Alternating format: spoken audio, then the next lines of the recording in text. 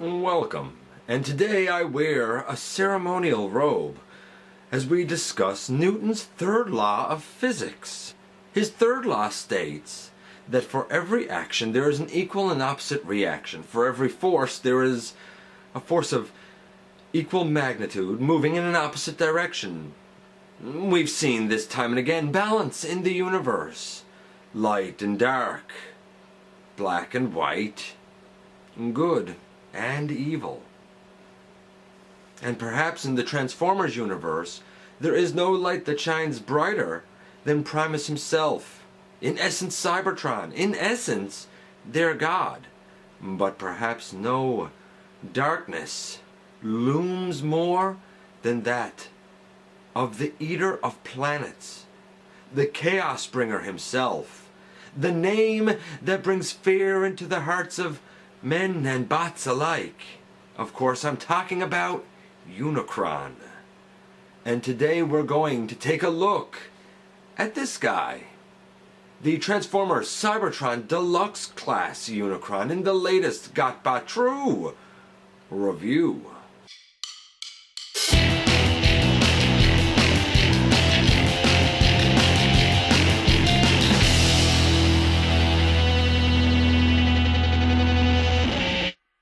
Hey, welcome back to the channel. I'm your host, Dennis Moulton, aka GotBot, as always.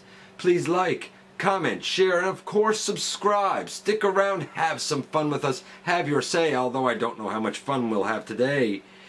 And I am able to tell you now that this is not the version of Unicron that I personally know. My more popularized version is the one where he turns into a planet-gobbling planet. But this has its place, and I do kind of dig it. Now you might notice that on this side there's only one of these mandibles. There's two over here. He's not quite complete. We're also missing his missile from up here, but I got the guy for $3. A pretty fair deal if you ask me. But was he worth it? Is he worth it? Well, we're going to find out when we look at everything to do with this guy. I like the colors, I like the homages that they give to the larger character, and I even dig the fact that it's explained why he is like this, at least to a degree. But enough of me waxing philosophically and bemoaning what the future holds when this guy is in it. Let's move over to the table and take a closer look at him.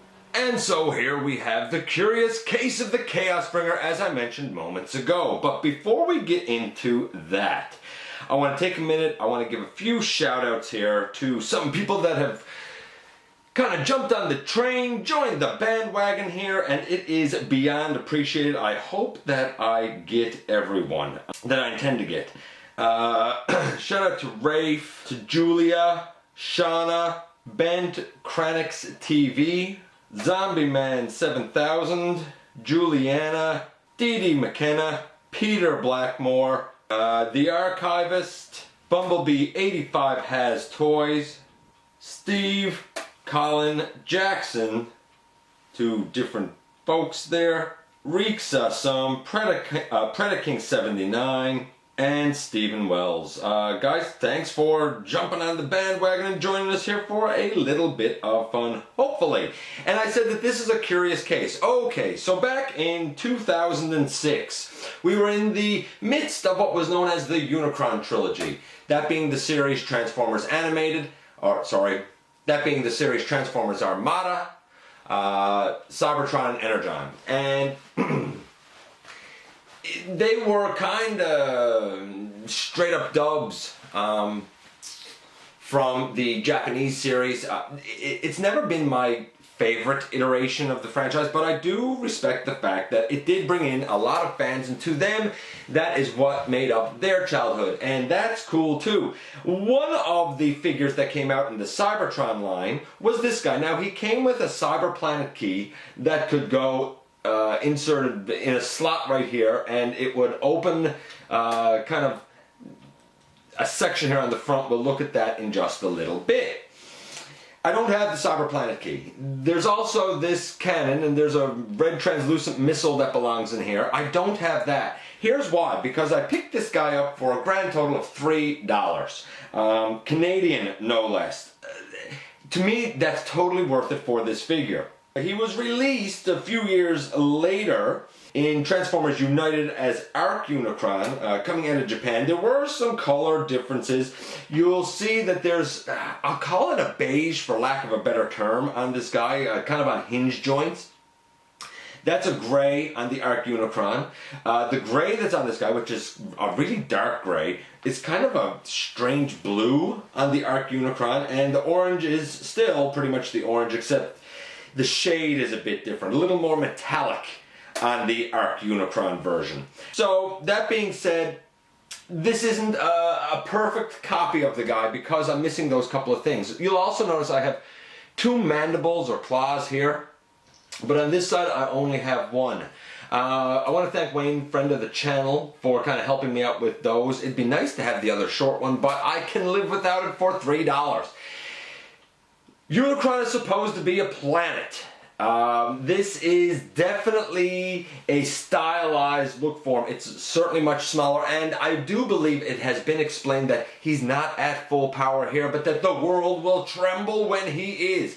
This is a nice way to provide the character to fans that really couldn't afford the higher price point of that rather large Supreme class figure, which we'll look at a little bit later. I like the colors here. It's pretty true to the character. As such, I'm going to say that the colors are a solid 7.5, because this certainly is stylized. He never really appeared like this on the program, though I think he may have appeared in some of the comics with this particular body type. It's stylized, but it does give a lot of nods to other iterations of the character, and for that, I totally dig it. So, color 7.5. I'm saying 7.5 because the actual silhouette and the styling is not quite accurate. Maybe even 8. Let's be nice. Let's give the guy an 8, shall we? The articulation, well, in this mode, he rolls all right. It's not great. You have these 2 big tires back here, but you only have a couple of little pieces down here. Like, it's too bad these entire sections don't roll, but hey, it is what it is. This is what he looks like underneath. For anybody that has him and doesn't have instructions and wondering kind of how things should look when he's in this vehicle mode, you're pretty good there if it looks something like that. So, that's where we're to with the guy. I'm going to back this up. We're going to see him just in his alt mode compared to what I envision as the character of Unicron. And to me, Unicron is a rather large, planet-looking dude.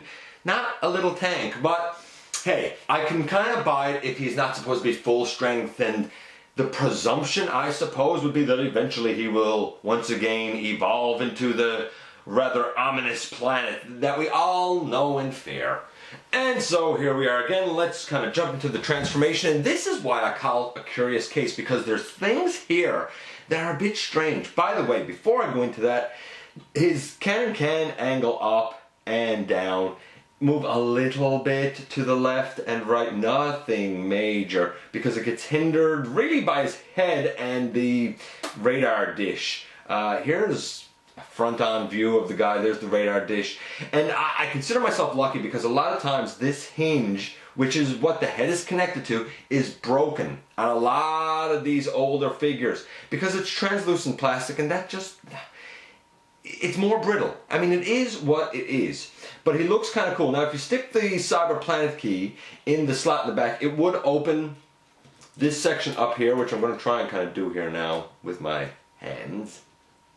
And when you open it up, it kind of looks like the mouthpiece of the planet, and there's a triple barrel cannon inside of there. Without the Cyber Planet key, it just spring loads back closed. So if that's important to you, then you kind of really want at least a Cyber Planet key to make it work. I don't need it sticking out of the back. It's personal choice. Again, I could hunt it down, I'm sure, but is it really worth it when I got the dude for $3? Alright, so curious case comes in terms of the transformation, and you'll see why as we go through here. It's an interesting transformation. I will give it that. I kind of dig it because it's interesting. Now, I don't have the instructions, so a little bit of this was guesswork, especially in terms of these claw things. And we will kind of see how all of that goes, and I'll kind of explain a couple of, I'm not going to say variations, but a couple of things that I've seen when I have seen pictures of this guy, because it seems like people take a little bit of creative liberty with him in one or two places. First of all, there are hinges here that move that it kind of makes no sense as to why they move, really. There's no major point for them other than it's great fodder for coming up with fan modes if you're creative enough to do that. I've seen some base modes. I don't think there's a way to kind of contort this guy into being a planet, but hey, maybe you figured it out, and if so, let me know, because I'd love to kind of, you know, see what else can be done with this guy. So I guess we will begin by untabbing his legs. Now, on the black treads, there's a little rectangular slot, and there's a little beige-ish color tab right there. On the foot, it's going to end up flipping out to be part of his heel, but that's what holds the leg kind of into the side. So you take that and you straighten it down, and you take that and you can straighten it down. And that's a lot of the bottom half of this guy done, to be perfectly honest with you. So we're going to just straighten out the foot and bring back the heel. We're going to straighten out this foot and bring back the heel. And for the most part, that's the bottom done. Of course, you want to get these out of the way, so rotate them up. And on this side, because we have two, very often it is suggested that you, although it does like to pop out, it is suggested that you rotate that one up and back, and then rotate this one, and that one also popped out, up and back, something along those lines. There are other ways to do it. Some would even say, hey, no, don't do it that way. Place them on his legs thusly. It's really kind of up to you, because I've seen so many different images. I'm sure that there's an official transformation when you look at the instructions, but basically you're trying to get them out of the way so that the guy can stand up. Now, here's one of those hinges that I talked about that's weird, and that's why I still have this in kind of as close as I do. This whole piece on his leg can hinge out on a couple of hinges right here. So for some reason it can come all the way forward. I guess you could angle it, if you wanted, all the way back, and it can even rotate. I don't know why. I don't see any reason for those panels to really do that. I guess it's whatever sort of look you want Unicron to have, but I don't see a practical reason to do that. Alright, nevertheless, we have that much done. And now we kind of come to his arms. And with his arms, we have this whole section out front and a little round slot there and there. That's what the arms peg into. I would say 3mm pegs. And we bring that down and bring the arms out to the side. Now, again, and I know I'm doing a lot of this kind of in close with this guy, but it's because I want to show certain hinges and whatnot. We have this hinge right here, and it's the hinge that the arms are attached to. You can, for some peculiar reason, bring this all the way forward, which again has no real apparent use. I don't understand why there wasn't really a stopping point for it. Or you can bring it all the way back, which is exactly what we're supposed to do for now. Bring it all the way back, and there's even a little cutout because there's a orange peg inside there. That's eventually what his waist will go into, and the little cutout on the arm piece also goes around that orange peg, so it kind of guides you as to where it's supposed to be. In terms of his lower body, this is where things get a little strange. really it's tabbed up between the two hind tires. And you need to angle it down, and you're going to bring it forward. There's a little space in here that goes up over this orange peg. So you bring it down, hinge it forward, and there's another hinge down here, so you're bringing this thinner piece forward, and you're kind of angling this other piece up on it, and you really sort of just get the arms there out of the way. You really sort of just accordion this whole piece up. Truth is, if it stopped sort of right there, this would be very similar. I'm going to get that up out of the way. This would be very similar to the way the body is of the Combiner Wars Brawl figure. We can take this front piece, and sometimes it's left down as a hip skirt, but it's supposed to be bent all the way in, and we're supposed to close the body piece up, but don't do that yet. A lot of people do that and they have it looking like this, where it's not closed up all the way. Keep this forward. And unlike Brawl, you can actually accordion this whole thing up, and it all sits nice and snugly inside. Bring the tummy piece down and underneath, and then we can turn the dude at the waist, so now his legs are facing forward. And I guess I should bring that down like so. I kind of like it. I really wish Brawl had sort of transformed this way. The head, we'll do that next, is on this translucent piece. Actually, you can't really see that. Let me just alter things slightly now that we've looked at those odd hinges, and we will continue. Okay, so after kind of looking up close at the peculiar pieces here on the side and seeing how the body sort of angles in, we can deal with the very upper body. The head comes forward. Now this is on a translucent piece. It is not the most fun to bring forward. Turn the head around. It seems to me that the head itself might also be translucent, or it is completely gray, because the orange, I guess, and the purple that's on it is definitely painted. Next, you can rotate the shoulders and you bring them up until they snap in. Rotate the shoulder down, bring it up until it snaps in. And we have the guy looking like this. He stands quite well. Then we come to these arms, and you bring back that claw, I suppose, and you really do have to sort of work to get the fist out. On mine, the joints are surprisingly quite tight. Orient the arm so that the elbow is facing forward, and fantastic. You do the same over here where you bend this up. Actually, before you bend it up, you want to open the whole thing out.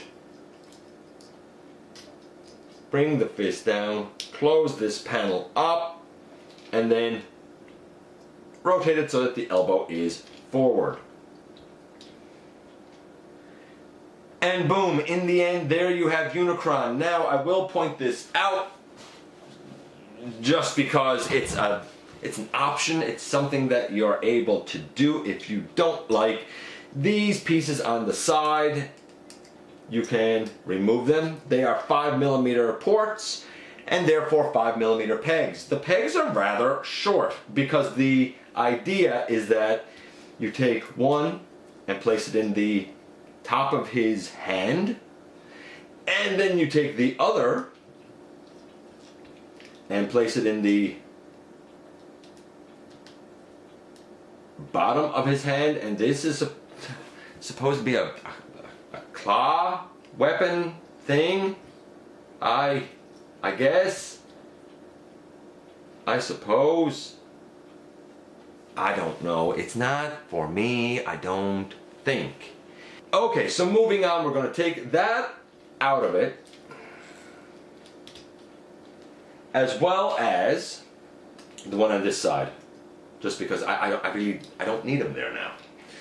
And we're going to get in kind of close here, take a better look at this guy, especially that very interesting head. I don't usually do close-ups of heads, but I thought in this case it was highly appropriate because it looks fantastic. He has his iconic horns and whatnot, but the face itself looks more skeletal And I assume it has something to do with, you know, him being kind of ravaged from his full form. You'll also notice that he has the gray collar, and I believe that this is the only version of Unicron that has that gray collar, which is really a throwback, if I'm not mistaken, to the collar that he had in G1.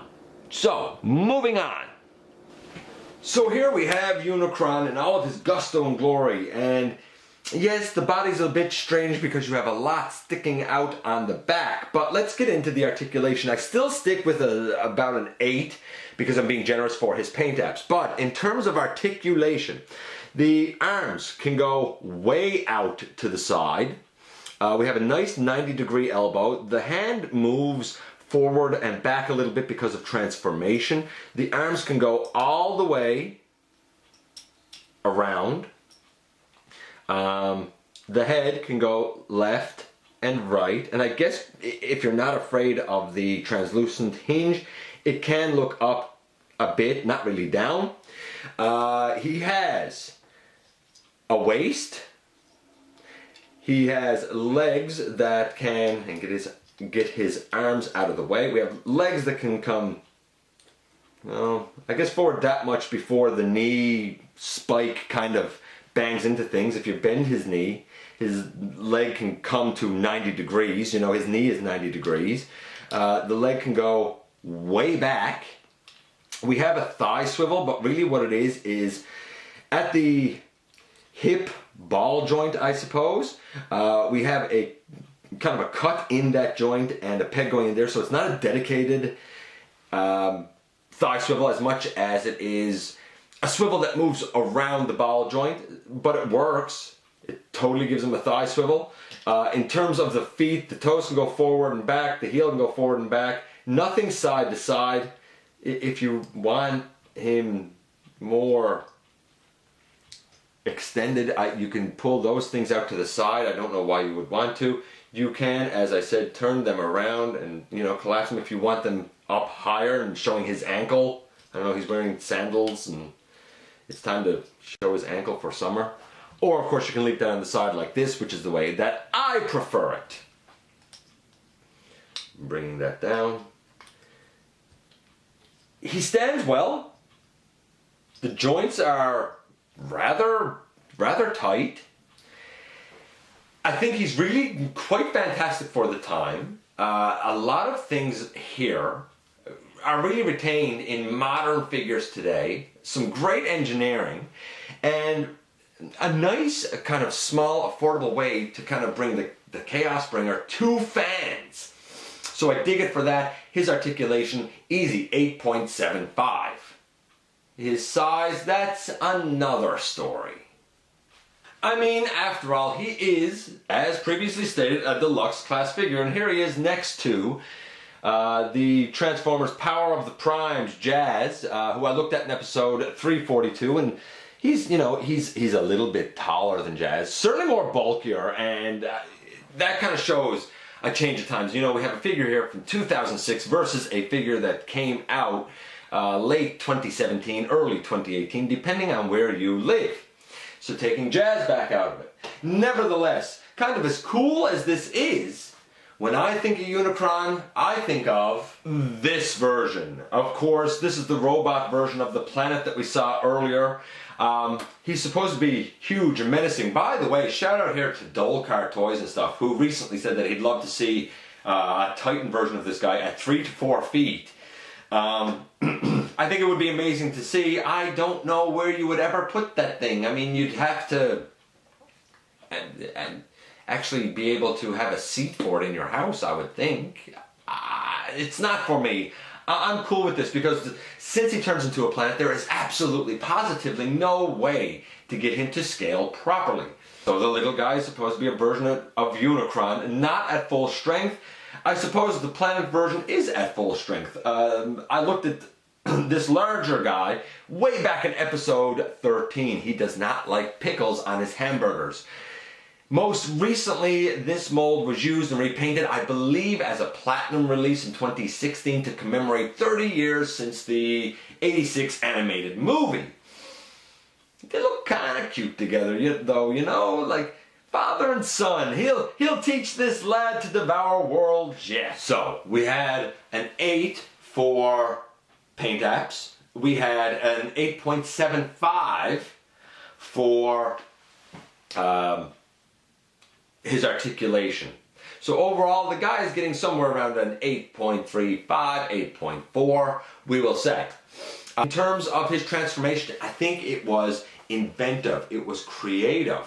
I like how you need to, you know, bring the shoulders in and swivel the arms. How you need to accordion the waist up for robot mode and kind of stretch it back out for his vehicle mode, while also turning him at the waist. Truth is, I think the transformation's a 10. I love it. It's involved, but not overly challenging. I would put it on par with the sort of transformations that we got most recently with characters like Trigger Happy, Misfire, and to a lesser degree Slug Slinger, but definitely Trigger Happy. Even Twin Twist and Top Spin. You had interesting movements going on, and a lot of them, but it wasn't needlessly overly complicated. This guy falls, to me, in the same boat, and for that I totally dig it. Overall, I would say that this version of Unicron is a 9 for what it is, for a deluxe class representation. For a deluxe class figure, it's a 9. For, you know, the imposing force that is the Chaos Springer, that is that huge menacing planet, well, this is, you know, this is a cute little version of him, and it doesn't really embody the character the same as that other larger mold does, at least in my opinion. As a standalone figure, arbitrarily looking at it as a deluxe Transformer, it's great, it's a 9. As a representation of Unicron, I would say it's a 5, maybe. You know, the only thing that makes it okay for me is the fact that it is noted as being him not at full strength, but that he will rise again one day. Okay, and here we are again. I forgot to mention one piece of articulation. Again, this is one of those joints that makes no sense to me why it exists. These claws out front, they can move around. They end up on the back of his arm in robot mode, but they can turn. It's just a mushroom peg. I don't know why. This guy is really quirky. I mean, I like him. I do. And the fact that he's supposed to be Unicron not at full power sort of explains why his face has that kind of skeletal look and why he's only this big instead of planet-sized. But at the same time, there's a lot about him that's so weird because of the hinges on these pieces that seem to be there for no apparent reason that I can see. These able to turn, again, for no apparent reason, and he had one more hinge somewhere. Oh, the arm one, able to move all the way forward and backward. I don't really get it, but perhaps when we're talking about something that is deemed to be, you know, a god, so to speak, in the Transformers universe, maybe there are questions that we have that we're just not supposed to know the answers to. Nevertheless, I think that having this guy is a great option for people that want to have the Chaos Springer on their shelf, but either don't have the funds or don't have the space to have the bigger version. I like him for what he is, that's for sure. And looking at it as just a figure, he is quite strong and fun, which is of course what these guys should always be. As a version of Unicron, it's not what I picture, but maybe I'm just a little bit too close-minded in my old age. Anyway, let me know what you think about this guy.